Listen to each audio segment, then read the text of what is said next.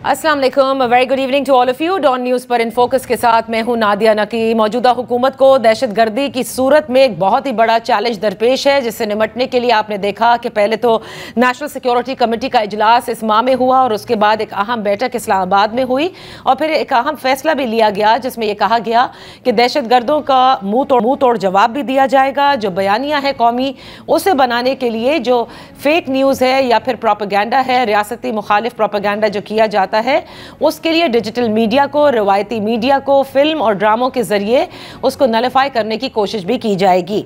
दूसरी जानिब ऑपोजिशन जमाते हैं, आप ये सब जानते हैं कि उनका इत्तेफाक तो हुआ है एक साथ, वो कहते हैं होने के लिए, अलायंस के लिए, लेकिन अब बड़ी जल्दी इत्तेहाद की तरफ वो गामजन है और मकसद उनका यही है कि हुकूमत को टफ टाइम दिया जाए। इन्हीं उमूर पर तज्जियों के लिए हमारे मोहतरम मेहमानों का तारुफ करा। हमारे साथ तशरीफ फरमा है major general retired Zahid Mahmood साहब, आमिर जिया साहब और मुजम्मिल सोहरवर्दी। आप तीनों मेहमानों का बेहद शुक्रिया फॉर जॉइनिंग अस। पहले बात करना चाहूंगी मैं दहशतगर्दी के हवाले से, क्योंकि इस पर बड़ी डिस्कशन है मेजर साहब। इसमें यह कहा जाता है कि जो फैसले लिए गए हैं कि दहशतगर्दों को मुंह तोड़ जवाब दिया जाएगा, तो जाहिर है कि ये बात तो हम करते ही आए हैं, लेकिन ऐसा लगता है कि मोर ऑपरेशन बेस्ड पे हम बात कर रहे हैं।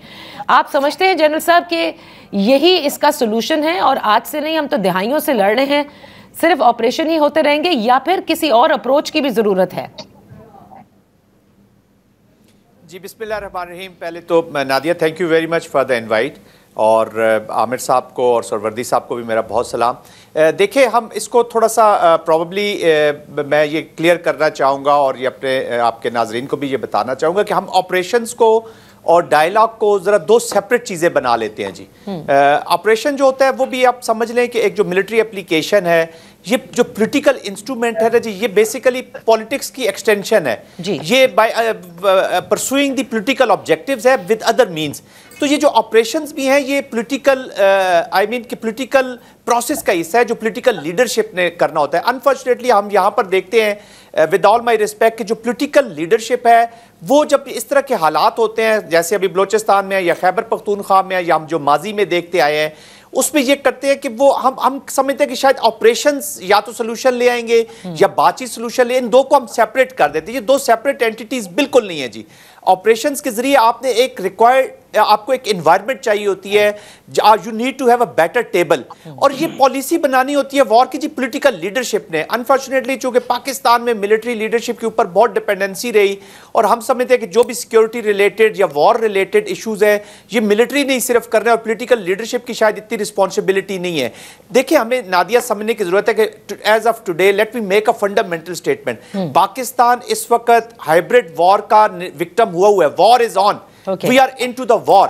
तो वॉर लड़नी है पॉलिटिकल लीडरशिप ने। अब जो स्टेट का स्ट्रक्चर जो वॉर लड़ता है वो तीन चीजों पर होता है जी। इस पे गवर्नमेंट होती है, मिलिट्री होती है और अवाम होती है। गवर्नमेंट का काम है कि अवाम की एनर्जीज को अपनी मिलिट्री के पीछे पूरी ताकत के साथ उनके साथ होनी चाहिए, उनकी सपोर्ट होनी चाहिए, और मिलिट्री जो है वो अपनी पूरी ताकत के साथ अपने मिलिट्री ऑपरेशंस करती है, तो तब ये जाके पूरे ऑपरेशंस होंगे जी। तो मेरे ख्याल में दोनों ने चीजों ने पैरेलल चलना है, सब ने अपनी अपनी रिस्पॉन्सिबिलिटी लेनी है, और इसके साथ साथ एंड स्टेट हमने देखनी है जो लॉन्ग टर्म होनी चाहिए।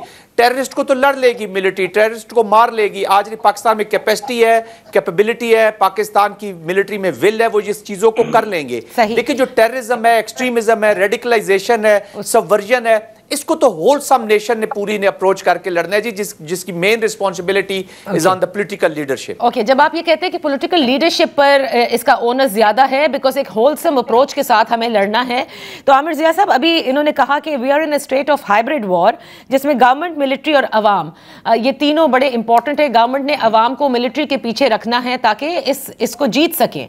लेकिन क्या आप ये समझते हैं कि आज अवाम वाकई ही ये तीनों जो हैं वो सेम पेज पर हैं? इसलिए क्योंकि अगर हम बलूचिस्तान देखें तो वहाँ इंसर्जेंसी है, खैबर पख्तूनख्वा देखें तो वहाँ दहशतगर्दी है। तो ये जो अप्रोच है हमारी, इसमें कहीं ना कहीं कोई प्रॉब्लम ज़रूर नज़र आता है, क्योंकि आवाज़ें तो उठती हैं और ख़ुसूसन बलूचिस्तान से उठती हैं। ये जो जाहिद साहब ने जिस तरह से एक्सप्लेन किया है, मैं कहूँगा कि बुल्स आए है। आप ये देखिए कि हमारी जो सियासतदान है उनकी तरफ से इतने सहल अंदाज में चीज को नहीं समझाया जा सका। हमारे यहाँ या तो मतलब जोर होता है, हम समझते हैं कि जी अगर काइनेटिक ऑपरेशन हो रहा है तो सिर्फ काइनेटिक ऑपरेशन हो रहा है और टेबल बिल्कुल खाली पड़ी, यानी कि जो आर्मी चीफ ने भी जो बात की थी कि भाई आप जब तक इन टेंडम इंतजामी इस्लाहात नहीं लेके चलेंगे, सियासी इस्लाहात और माशी इस्लाहात नहीं लेके चलेंगे, उस वक्त तक सिर्फ काइनेटिक ऑपरेशन जो होता है वो काम नहीं देता। तो फौजी ऑपरेशन यकीनन एक एस्पेक्ट है कि जहां पर आप फोर्स करते हैं कि जी आपकी बैठे नेगोशिएशन टेबल पे, जो आप गिव एंड टेक करें तो आपका मजबूत हाथ हो। अच्छा, आप ये देखें कि हमारे सियासतदानों की तरफ से कोई दूसरा मतलब इस तरह का ऑल्टरनेट बयानिया आ ही नहीं रहा है। हमारे, आपने बिल्कुल दुरुस्त फरमाया कि हमारे दो थिएटर हैं दहशतगर्दी के। एक थिएटर जो है वो खैबर पख्तूनख्वा है जहाँ पे मजहबी दहशतगर्दी हो रही है। दूसरा थिएटर हमारा बलूचिस्तान है कि जहाँ पर जो है फॉरेन फंडेड, फॉरेन एडेड जो है वो इंसर्जेंसी कह लें, दहशतगर्दी कह लें, वो हो रही है। और दोनों की जो टूल किट है निमटने की नादिया, वो बिल्कुल मुख्तलिफ होती है।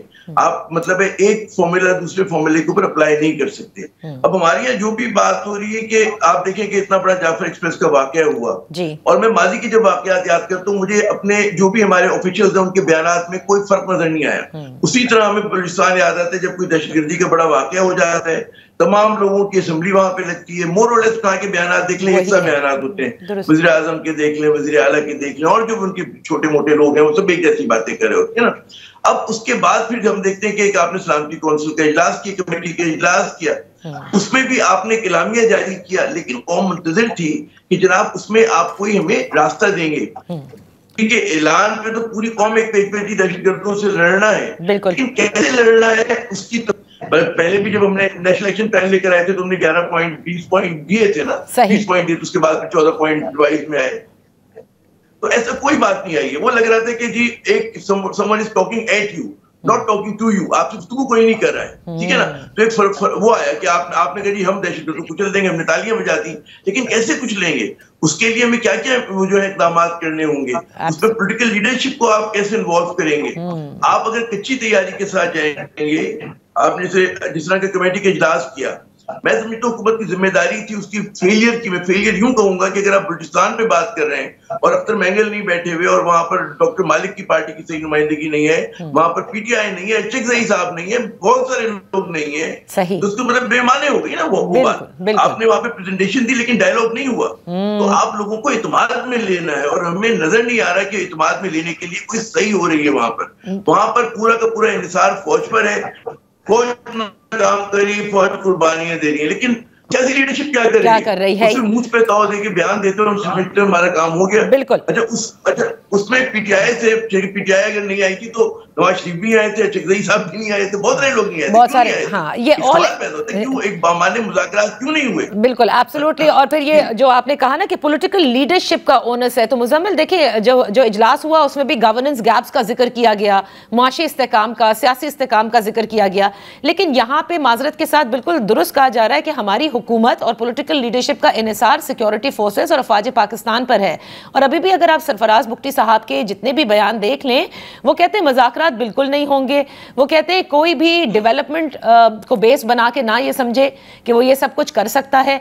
यानी जो एक्चुअल इश्यूज हैं स्पेशली बलूचिस्तान के, जहां पर महरूमी है, जहां पर लोगों का एतमाद नहीं है उस इलेक्टेड रिप्रेजेंटेटिव्स पे, उस पे काम करने के लिए अभी भी वहां की हुकूमत तैयार नहीं है। ये कितना खतरनाक साबित हो सकता है, क्योंकि आप किनेटिक ऑपरेशंस करते रहें, लेकिन अगर लोग आपके साथ नहीं होंगे या उनकी ग्रीवेंसेस बढ़ती जाएंगी तो फिर आप कैसे जीत सकते हैं इस जंग को? अच्छा, मुझे नहीं पता लोग साथ होने का क्राइटेरिया क्या है।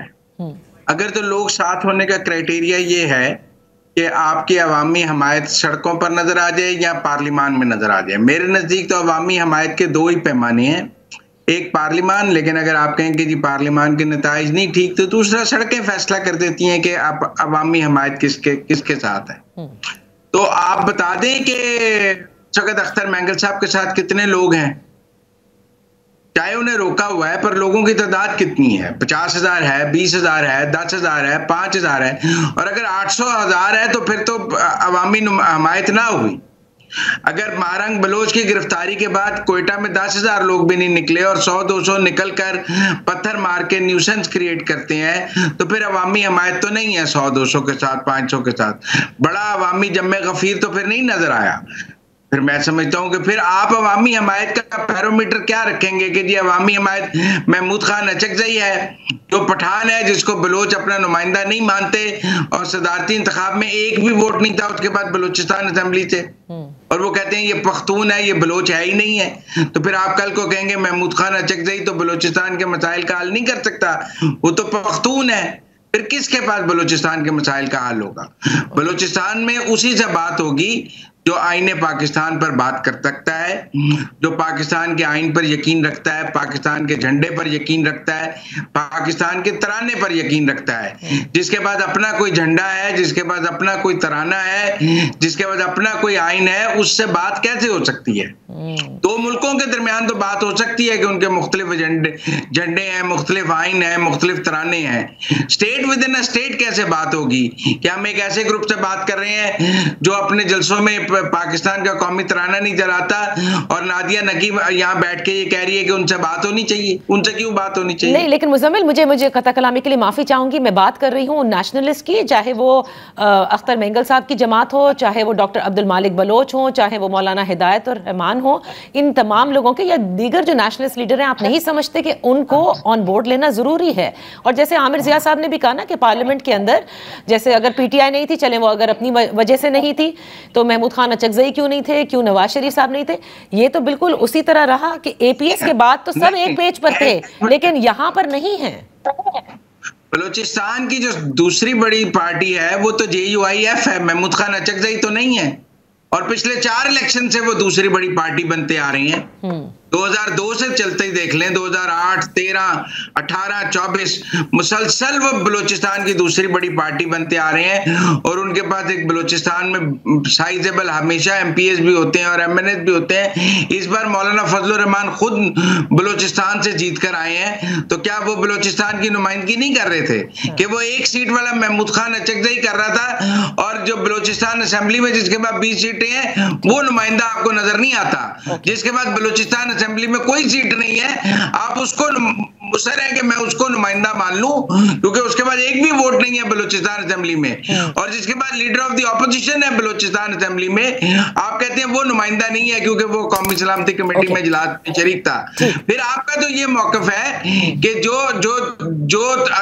उनके साथ खड़े हैं जाकर उनके वो नहीं आएंगे तो बात नहीं होगी, नहीं वो नहीं आएंगे तो फिर भी बात हो जाएगी। अच्छा ठीक है, हमारी गुफ्तगू यहाँ से कंटिन्यूड रहेगी, लेकिन पहले वक्त हुआ है एक छोटी सी ब्रेक का। Welcome back. इन फोकस हैं मुजम्मिल सोहरवर्दी, आमिर जिया साहब, major general retired Zahid Mahmood साहब। देखिए जनरल साहब, जैसे डॉक्टर अब्दुल मालिक है वो कहते हैं 64 से 70% जो अवाम है बलूचिस्तान की वो यूथ पर मबनी है और उनको आपने इंगेज करना होगा।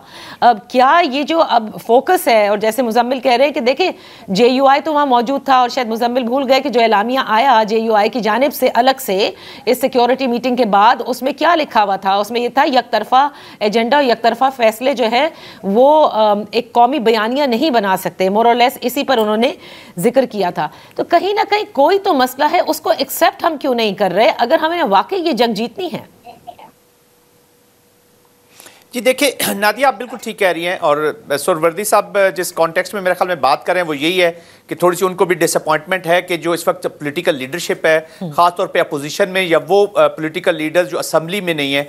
बलूचिस्तान का मसला ये है कि जब आप पावर में जो लोग बैठे हैं, जो असम्बली में बैठे हैं, वो तो जब आप असम्बली में आ जाते हैं तो फिर तो आप आइन के नीचे और सब कॉन्स्टिट्यूशन की बातें आपको अच्छी लगती हैं जी, लेकिन unfortunately once you lose election या आप असम्बली में नहीं है तो उस वक्त आपको ये सारी चीज़ें शायद इतनी इफेक्टिव नहीं होती, और आप भी अपनी जो मनूवर है, पॉलिटिकल मनूवर या पॉलिटिकल जो जेस्चरिंग पोस्चरिंग है, वो भी जो डेप्रीवेशंस हैं, वही जो फ्रिक्शन वाले लोग कर रहे हैं कि बलूचिस्तान की, जिसके ऊपर शरेड के तौर पे उन्होंने सामने रखा हुआ है फ्रिक्शन वालों ने, जिन्होंने गन्स उठाई हुई हैं कि जी बलूचिस्तान के हकूक की जंग है। हालांकि किसी को कोई शक नहीं होना चाहिए कि जंग प्रॉक्सी वॉर कर रहे हैं वो इंडिया की, ये प्रॉक्सी वॉर कर रहे हैं वो अफगानिस्तान की, ये प्रॉक्सी वॉर कर रहे हैं उन फोर्सेज की जो बलूचिस्तान में इंस्टेबिलिटी चाहते हैं, तो वो भी सामने इन्हीं डेप्रीवेशंस को रखते हैं। और जो नई अभी सोशल डिस्ट्रप्टिव मूवमेंट्स आई हैं जहां पे कॉमनर्स अपने आप को सामने लाए हैं, उन्होंने भी इसी गाब में अपनी पॉलिटिक्स कर रहे हैं। देखिए मामलात जो है नादिया, मैं जाती तौर पे समझता हूं कि आर वेरी सेंसिटिव जी।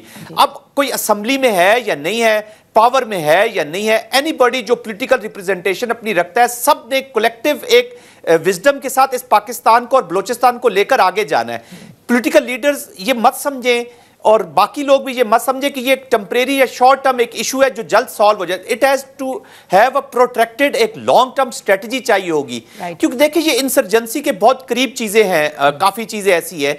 इसके लिए हमने जो मैन एंड मटेरियल है या जो प्रोवाइड हो सकती है इंसर्जेंट्स को, क्योंकि उनका भी फोकस सेंटर ऑफ ग्रेविटी जो है इस ऐसी मूवमेंट्स का वो पीपल ऑफ दैट रीजन होते हैं। बलोचिस्तान के लोग अब सेंटर ऑफ ग्रेविटी है। इंसर्जेंट कोशिश करेगा कि मैं इंटिमिडेशन से, क्वर्जन से, अपनी ये जो मिलिट्री एप्लीकेशन है इसके साथ इतना खौफ पैदा कर लूं कि ये खौफ के मारे मेरी तरफ आ जाए। स्टेट का काम है कि इनको सिक्योरिटी पहले दे के प्रोटेक्ट करना है, प्रोटेक्ट करने के बाद स्टेबिलिटी लानी है through their socio economic development. अब वो स्टेबिलिटी जो लानी है वो पॉलिटिकल लीडरशिप और मिलिट्री का मिलाप वहां पे होता है। मिलिट्री ने फेज 1 में सिक्योर एनवायरनमेंट करनी है, कॉन्फिडेंस लोगों का बहाल करना है, क्योंकि एनिमी जो उनका है वो चाह रहा है कि वहां के लोगों का कॉन्फिडेंस इन द स्टेट और कॉन्फिडेंस इन द मिलिट्री जो अपनी प्रोटेक्शन है उसमें खत्म हो जाए। यही हाइब्रिड की एप्लीकेशन है, यही तो वो प्लॉजिबल डिनाइबिलिटी है जिसमें रहकर इंडिया ऑपरेट कर रहा है। और पॉलिटिकल लीडरशिप चाहे आप अपोजिशन में है, चाहे आप असेंबली में हैं या नहीं, आप अगर जिस जगह की नुमाइंदगी करते हैं ये तो प्रोटेक्टेड है जी, सियासत तो फिर चलती रहेगी। आज अगर आप उनकी नुमाइंदगी नहीं करेंगे, बलूचिस्तान पाकिस्तान को बचाएंगे नहीं, तो आप सियासत किधर करेंगे, चाहे असेंबली में है या नहीं है,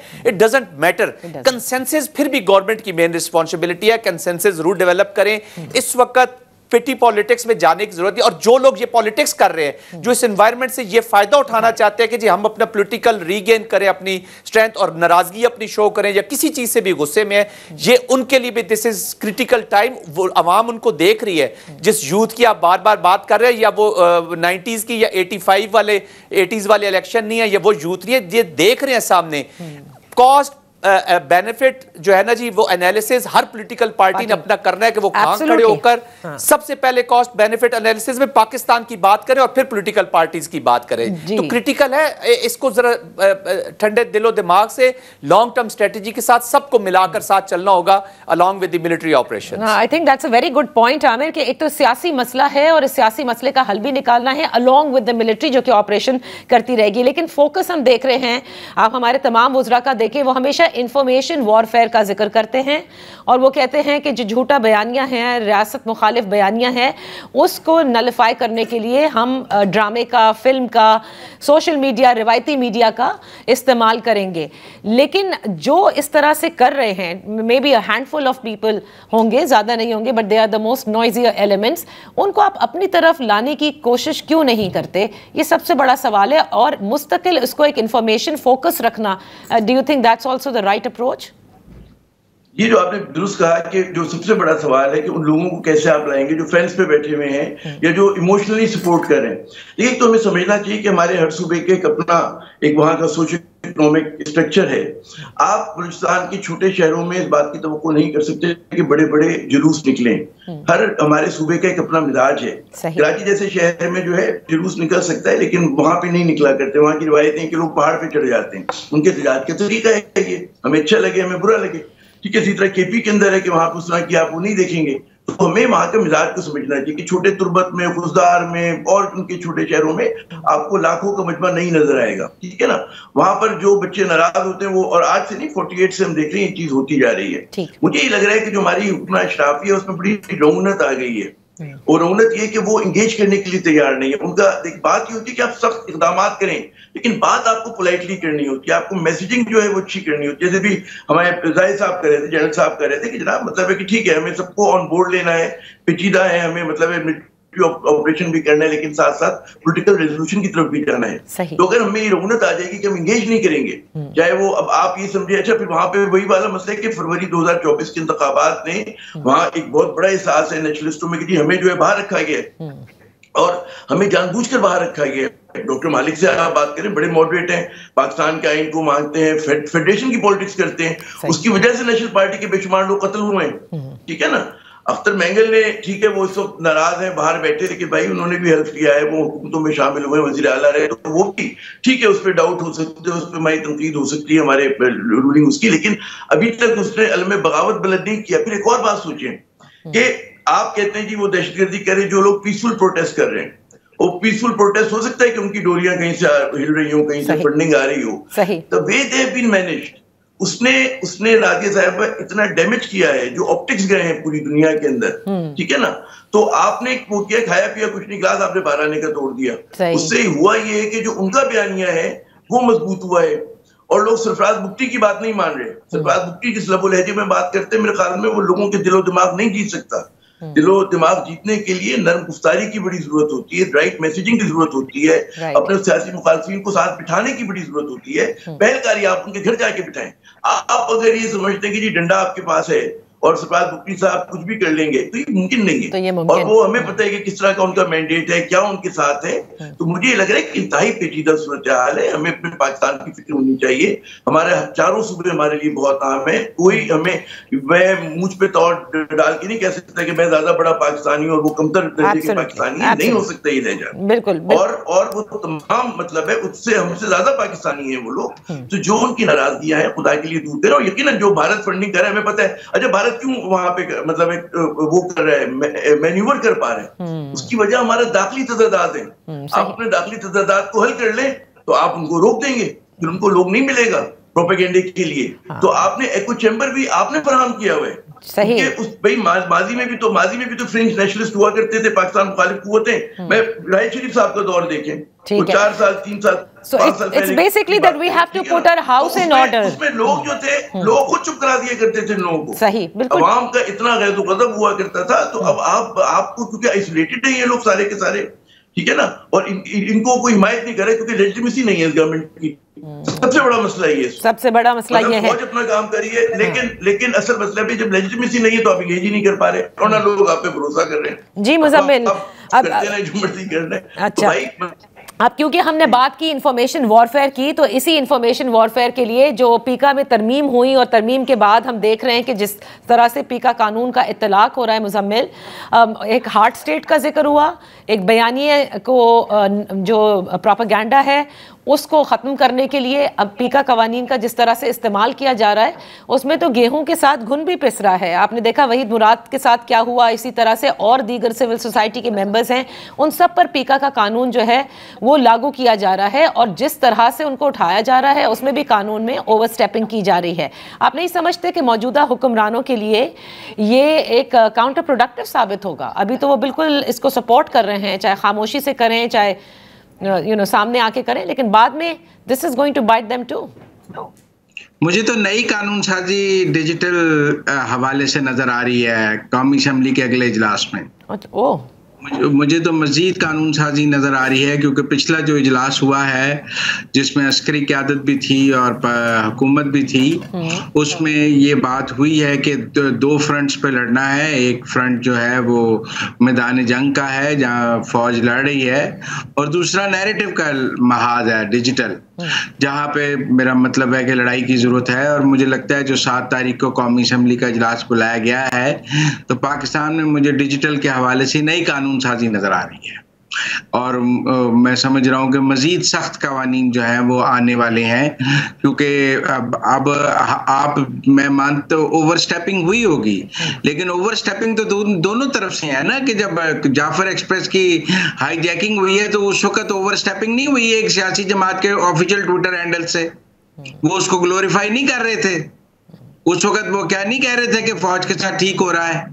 और एक जमात जिसको आप कहते हैं कि ऑन बोर्ड लेना चाहिए, जिसको आप कहते हैं कि जी उसको वो बड़ी जमात है, जिसको आप कहते हैं कि उसके बगैर नेशनल कंसेंसस नहीं बन सकता, वो उस जाफर हाईजैकिंग के इवेंट के हैंडल से क्या ट्वीट कर रही थी।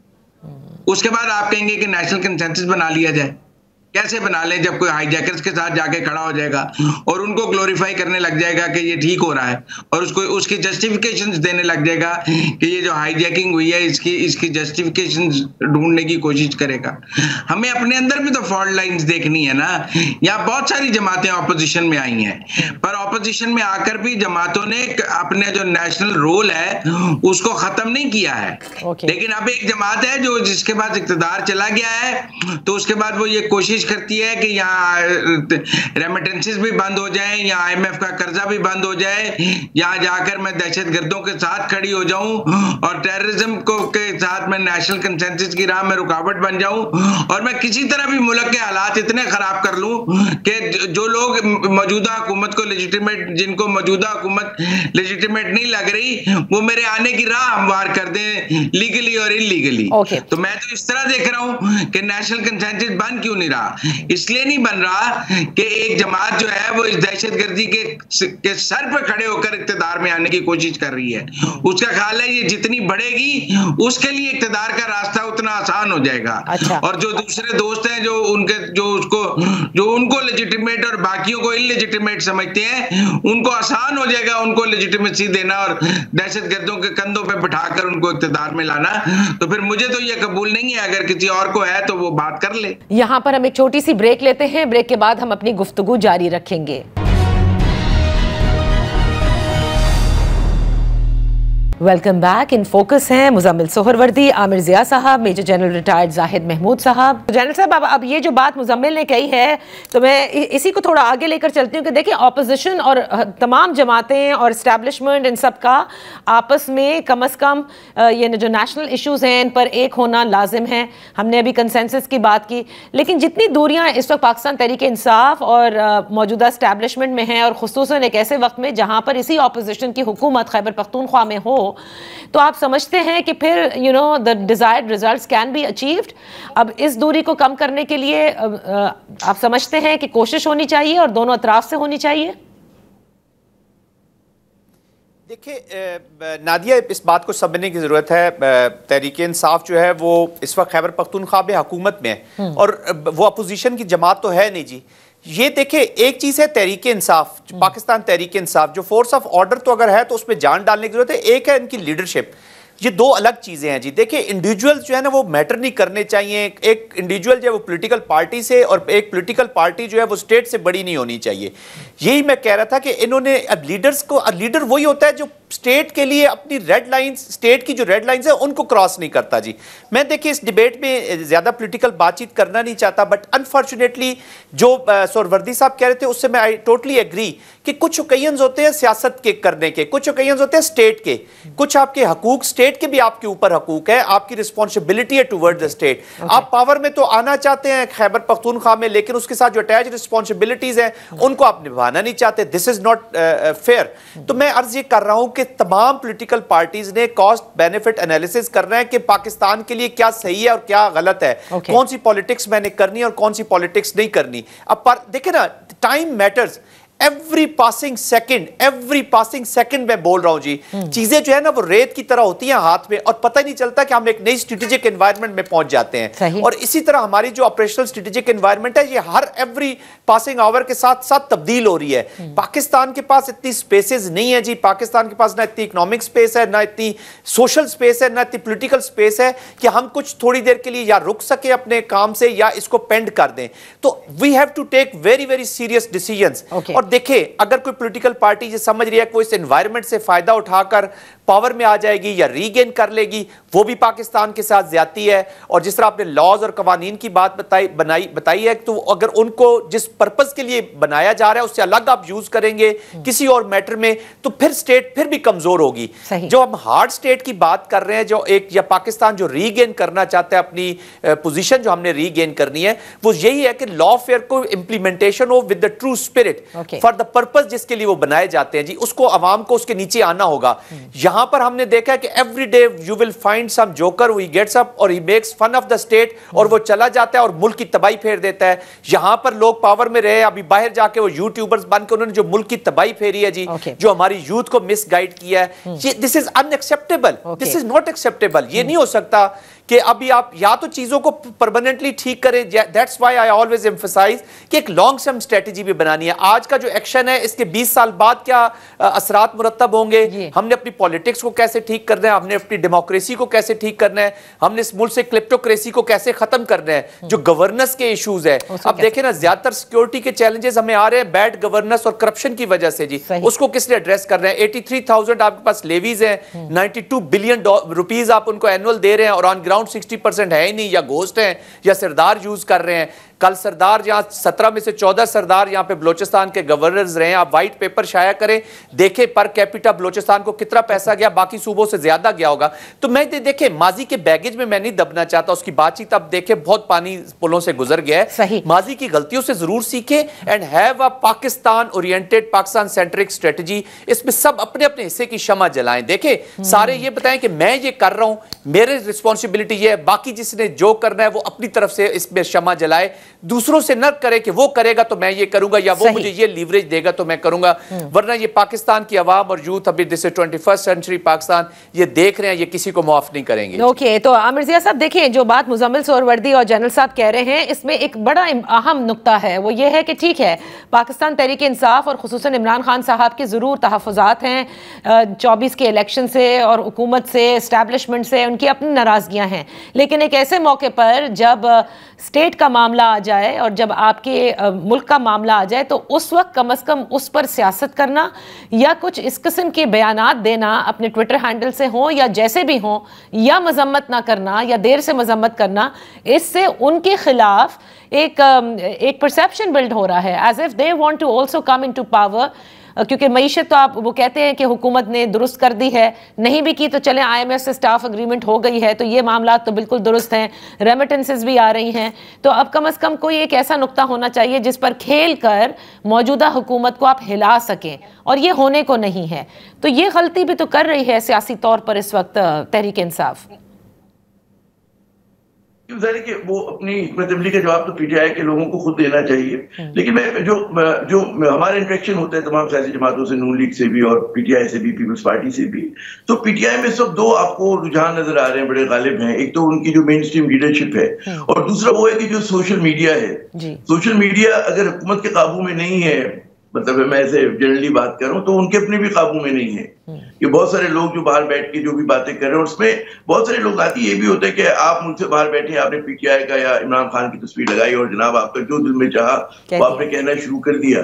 देखना ये चाहिए कि जी जो उनके ऑफिशियल अकाउंट से, मुझे नहीं पता कि ऑफिशियल अकाउंट से क्लिक किया गया तो फिर तो वाकई बिल्कुल अलग सी बात है। लेकिन अगर मतलब है कि कोई अननोन या कोई बाहर बैठा हुआ यूट्यूबर बैठा हुआ कुछ कर रहा है और उसको पार्टी ओन नहीं करी, क्योंकि जो मेरी आप शेख वकास से बात कर लें और इनके लोगों से बात कर लें, तक मतलब है जो KP की गवर्नमेंट के लोग हैं उनसे बात कर लें, वो तमाम के तमाम लोग जो है उस चीज को हल करना चाहते हैं कि जी हमें जो मतलब है कि जो पार्टी डिसिप्लिन में नहीं है या पार्टी का नहीं नुमाइंदगी कर रहे, लेकिन बैच लगा के इट्स अ बिग पार्टी, इसके बहुत ज्यादा सपोर्टर्स हैं, तो जो जिसकी समझ में आ रहा है वो बात कर रहा है और आप उसको रोक नहीं सकते आज के दौर के अंदर। कि जो लोग मुल्क से बाहर बैठे हैं तो वो एक बड़ी लूजिंग बैटल होगी। तो जब भी मैं ये समझता हूँ, हमेशा कई बार मैंने कहा है कि मुल्क की एक सबसे मजबूत, सबसे मुस्तहकम और रिस्पेक्टेड इदारा जिसको हम पाकिस्तान आर्म फोर्सेस कहते हैं और पाकिस्तान की मकबूल सियासी जमात, उनके दरमियान कशीदगी तनाव जो है वो पाकिस्तान के लिए अच्छा नहीं है, उसको रिजॉल्व होना चाहिए। और जो हमारे आइन के मुताबिक है कि तमाम पोलिटिकल पार्टीज जो है वो मतलब है उनका यकसा ट्रीटमेंट होना चाहिए। उसमें ये नहीं हो सकता कि मतलब है कोई और ज़ाहिर एस्टेब्लिशमेंट की ख्वाहिश भी नहीं होगी कि पीपल्स पार्टी हमारी बहुत प्यारी है या नून लीग हमारे दिल के बहुत करीब है।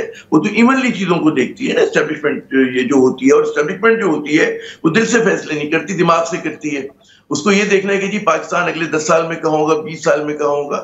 जो मुल्क होते हैं वो आज की वीकनेस पे फैसले नहीं करते, वो दिहाइयों में और सदियों में सोचते हैं। तो अब हमें ये सोचना है कि जनाब के हम इस तरह की जो एक मैं कहूंगा कि ट्रिवियल लड़ाइयां हैं उसमें हम अपनी एनर्जी जाया करते रहे, कोई हम बड़ा विजन लेके चले पाकिस्तान के लिए कि जहां पे हम ये कहें कि जी ये जो एक जैसे भी जनरल साहब कह रहे थे कि करप्शन बहुत बड़ा वो है इशू है हमारे मुल्क का, वो अकाउंटेबिलिटी का नैरेटिव खत्म ही हो गया इस मुल्क से, ठीक है, उसको दोबारा बहाल करने की जरूरत है। डायनेस्टिक पॉलिटिक्स में जैसे लोग कहते हैं जी जब तक डायनेस्टिक पॉलिटिक्स है तो कभी जमहूरियत नहीं आ सकती, पॉलिटिकल पार्टीज में जमहूरियत की जरूरत है। तो आप असल इशूज पे बात करने लगे और आप उस रिफॉर्म की बात करें, इस्लाहात की बात करें, मिडिल क्लास को मजबूत करने की बात करें, लोकल बॉडीज को मजबूत करने की बात करें, इशूज के ऊपर बात करें, ना कि आप शख्सियतों में उलझ जाए कि जी नवाज शरीफ साहब कितने अच्छे हैं और इमरान खान जो है उनमें क्या कमजोरी है या बिलावल बहुत बड़े हीरो हैं। हमको ये बात नहीं करनी है, हमें ये देखना है कि क्या जा रहे हैं और मुख्तलिफ इशूज पे इनकी पॉलिसीज क्या है। तो जब तक ये कंसेंसस नहीं होगा मेरे ख्याल में इसमें सबसे बड़ी जिम्मेदारी देखिए एस्टेब्लिशमेंट की, क्योंकि सबसे मुनज़्ज़म और ताकतवर इदारा है और वो हमारी इलेक्टेड गवर्नमेंट को भी गाइड कर सकते हैं इस मामले पे कि आपको इन हालात में देखिए ताकत जो है वो हिज़्ब इख्तिलाफ के पास नहीं है। कंसेंसस वो बिल्ड नहीं करेंगे, कंसेंसस आप करेंगे, हुकूमत करेगी, और उसके लिए स्पेस वर्क करने की जरूरत है, राह हमवार करने की जरूरत है। तो ये लोग जब तक खुद बढ़ के आ रहे, और वो पब्लिक ग्लेयर से अलग होकर करना है, वो जाकर चकधरी साहब से अलग से बात करनी होगी। गालिबन अब आपको कोई कहता है कि एक आदमी की पार्टी है, 2 आदमी की पार्टी, लेकिन मिलाया आप सबको, ठीक है ना, सब लोगों से, मैं नाम नहीं लेता किसी का, सबके पास जाए, सबसे बात करें, उसके बाद एक बड़ी मीटिंग करें, हफ्ता 10 दिन मेहनत करें उस चीज के ऊपर, और पब्लिक लेयर से अलग करें। हर चीज हम 2020 मैच की तरह टीवी पे ना दिखा रहे हो। हाँ, एक संजीदा मसला है, एक संजीदा मसला है, पेचीदा मसला है, हमें फिक्रमंद होना चाहिए पाकिस्तान के लिए। जो कुछ हो रहा है, जो बैरूनी तौर पर साजिशें हमारे खिलाफ हो रही है, इस वक्त जो दुनिया का ट्रेंड चल रहा है, तो मुझे लगता है कि हमारी हुकूमत ओब्लिवियस है। सरफराज भुट्टी के मैं बयान सुनता हूँ, लगता है किसी और दुनिया में रह रहे हैं। तो वो जब तक आप उसको सही नहीं करेंगे, आप जब तक वाकई कहते हैं ना वो निगाह बुलंद सुखन दिल नवाज जहाँ पुरसोज, तो ना निगाह बुलंद नजर आ रही है, ना जो जहाँ पुरसोज है, न के लहजे में नरमी है। तो वो जब तक वो नहीं होगा, आप लोगों को जोड़ नहीं सकते। सही। आमिर ज़िया, यहाँ पर हम एक छोटी सी ब्रेक लेते हैं, ब्रेक के बाद हम अपनी गुफ्तगू जारी रखेंगे।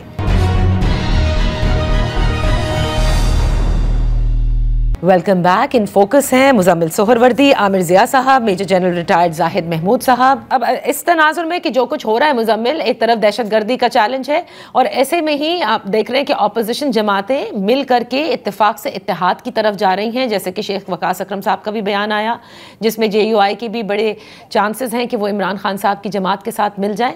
तो ये जो हुकूमत मुखालिफ इत्तेहाद एक ऐसे वक्त में बनेगा, ये हुकूमत के लिए कितना मुश्किल होगा या चैलेंज होगा, या आप समझते हैं कि वो मजबूत हैं हुकूमत, उसको कोई फर्क नहीं पड़ता अपोजिशन जमातें कोई भी अलायंस बनाती रहें? अच्छा, पहली बात तो ये है कि वो आमिर ज़िया साहब ने जो बात की कि एक सोशल मीडिया है और एक लीडरशिप है। देखिए, इस लीडरशिप का क्या करें जो 4 वीलॉग्स के बाद अपना फैसला बदल ले। पहले 7 लोगों के नाम दे कि हम सुबह कौमी सलामती में आए और शाम को लंदन से 4 वीलॉग हों, तो अपनी लिस्ट वापस ले लें। जब 4 वीलॉगर्स पूरी सियासी जमात पर हावी हो जाएंगे, तो फिर उस लीडरशिप के ना पाँव है ना दिमाग है।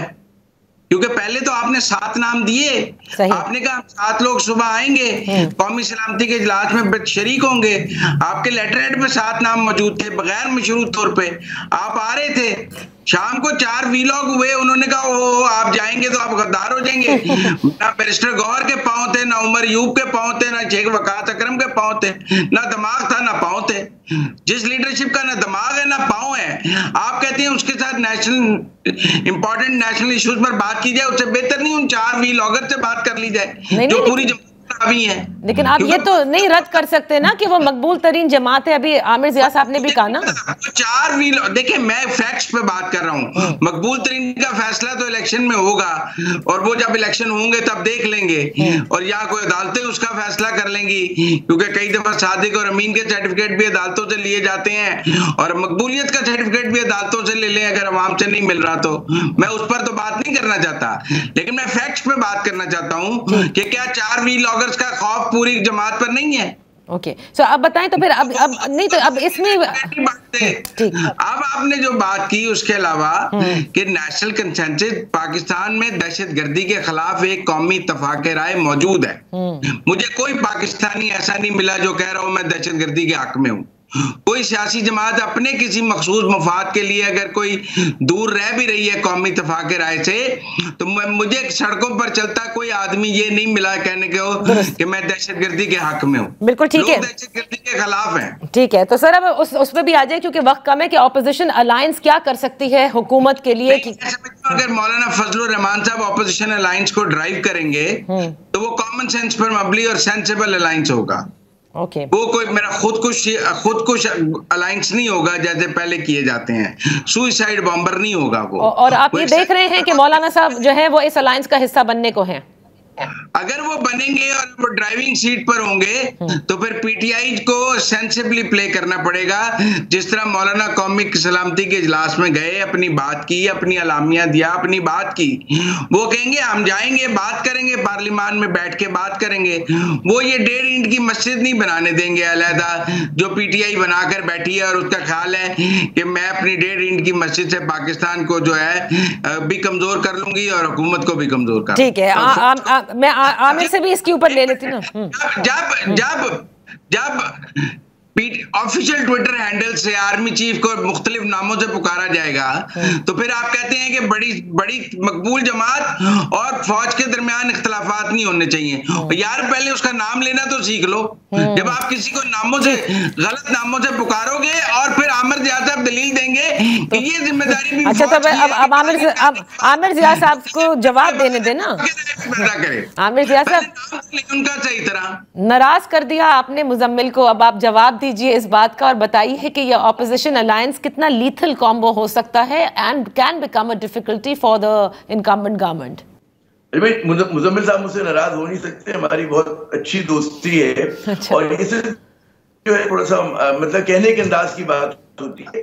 मैं देखिए, मुझे पता नहीं क्यों यकीन है कि हमारी एस्टेब्लिशमेंट जो है वो, क्योंकि सबसे मुनज़्ज़म सबसे मजबूत हमारा इदारा है और मुझे उनसे ही तवक्कुह है कि they will raise themselves up to the occasion and deliver for Pakistan अपनी अनाओं से बढ़कर, क्योंकि ज़ाहिर है कि सियासी जमातें हमारी उस तरह से मुनज़्ज़म नहीं होती हैं, उसके अंदर जो है उस तरह की ह्यूमन रिसोर्स डेवलपमेंट नहीं होता। एस्टेब्लिशमेंट को एक रास्ता निकालना है और उसमें अकोमोडेट करते हुए निकालना है, तो हमारी जो ज्यादातर हम जैसे लोगों की नजरें उधर होंगी और ज़ाहिर है कि जब वो सही तरह से मैसेजिंग करेंगे, राब्ते होंगे, तो चीजें इंशाल्लाह बेहतर हो सकती है और यही एक कहते हैं ना वे फॉरवर्ड है। अच्छा, फिर आगे जो इसके खिलाफ का इत्तेहाद बन रहे हैं वो तो हुकूमत के खिलाफ बन रहे हैं, एस्टेब्लिशमेंट को आप अलग कर दें, हुकूमत मुखालिफ इत्तेहाद होगा। अब उसके अंदर ज़ाहिर है कि जब एक बड़ा इत्तेहाद बनता है तो उसके अंदर एक पार्टी जो है उसको डिक्टेट नहीं कर सकती है और उसके अंदर सारी ये जो पीटीआई ने सलामती कमेटी के इजलास में नहीं भी गई तो उसकी बहुत बड़ी वजह अचकज़ई साहब नहीं जा रहे थे और बाकी लोग नहीं जा रहे थे। तो आपको अपने इत्तेहादियों को लेके भी चलना पड़ता है। और जब भी मैंने कहा था कि अगर स्पेड वर्क कर लेती है हुकूमत, फर्ज करें कि उन्होंने उज़्र दिया इमरान खान से मुलाकात कर, तो करवा देते, एक दिन के बाद हो जाती वो मीटिंग जो है। कोशिश करते कि नवाज शरीफ साहब भी आ जाए, मोहसिन नकवी साहब भी आके बैठ जाए, वो चकजई भी बैठे, तो अगर वो 2 दिन बाद कर दे तो आज हम 1 हफ्ते के बाद भी उस पर बहस ना कर रहे होते। सही, तो ये लेकिन ये लास्ट कमेंट में जनरल साहब से भी लास्ट कमेंट ले लूं। सबसे मुनज़्ज़म इदारा है एस्टैब्लिशमेंट, जिसकी तरफ आमिर जिया साहब भी कहते हैं कि उन्हें उम्मीद है कि वही इन चीज़ों को बेहतर कर सकते हैं, तो आप समझते हैं उनसे ये तवक्को रखना ये दुरुस्त होगा? जी देखिए नादिया, मेरे ख्याल में थोड़ी सी मिसपरसेप्शंस हैं, कुछ मिसअंडरस्टैंडिंग्स हैं और कुछ चीज़ें अनफॉर्चुनेटली ये जो सोशल मीडिया का जो ऑनस्लॉट है ना जी, ये बहुत बड़ा स्पॉइलर का रोल अदा कर रहा है जी। देखिए इस्टेब्लिशमेंट को हम देखते हैं कि अभी खैबर पख्तूनख्वा में पाकिस्तान तहरीक इंसाफ की हुकूमत है, एक लेजिटिमेट हुकूमत वहाँ बैठी हुई है। 245 के नीचे पूरी जो मिलिट्री की जो सपोर्ट है उनको उस ऑपरेशन में हासिल है। He is there too, he can call the shot जी, वो अपने लीडरशिप से मशवरा करे, जो भी अपना रखना चाहते हैं वो अपने तौर पे करते रहे। लेकिन बस मेरी सिर्फ ये रिक्वायरमेंट है एज अ पाकिस्तानी कि जो सेंसिटिव इशूज़ है, जो पाकिस्तान के सेंसिटिव, जो पाकिस्तान की बका के इशूज़ हैं जी, to be very honest, situation इतनी ग्रेव है नादिया कि मैं कहता हूँ कि हमारी ना डिबेट हम थोड़ी सी अभी भी उस लेवल पर नहीं कर रहे जितना हमें डिबेट को या बातचीत को या रिस्पॉन्स को लेके जाना है जी, ऊपर लेके जाना है। इसमें अगर कुछ चीज़ों को हमें इग्नोर भी करना पड़े तो टेम्परेरी हमें इग्नोर कर देना चाहिए।